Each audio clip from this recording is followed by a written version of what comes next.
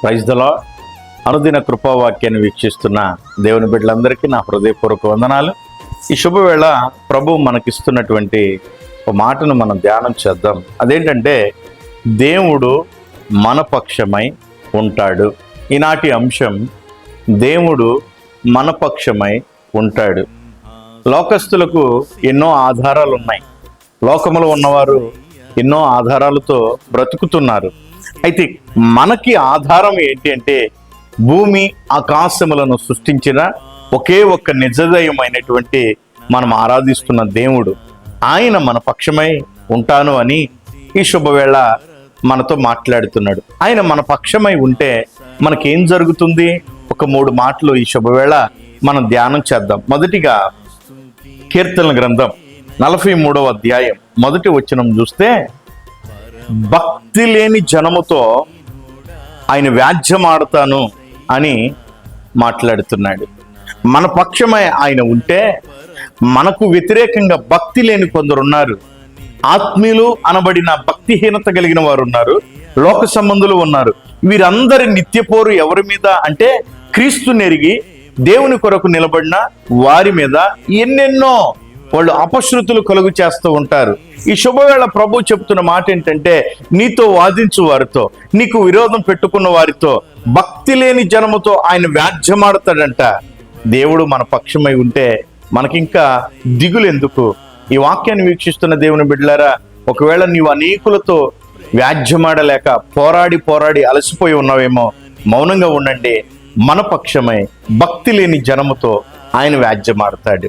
రెండవది, కీర్తన గ్రంథం 118వ అధ్యాయం 6వ వచనం చూస్తే, ఆయన మన పక్షమై ఉండి మన భయములన్నిటిని తొలగిస్తాడు.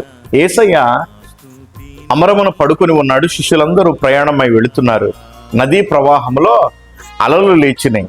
ఆ సముద్ర ప్రవాహంలో ఆ అలలు లేచినప్పుడు శిష్యులందరూ కలత చెందుతూ ఉన్నారు. అసలు దేవుడే మన పక్షమై ఉండి, దేవుడే మనతో ఉండి, దేవుడే మనల్ని నడిపిస్తే దేనికి భయపడవలసిన పని లేదు. సింహాల బోన్లోనికి ఆయన వస్తాడు, అగ్నిగుండంలో ఆయన నిలుస్తాడు.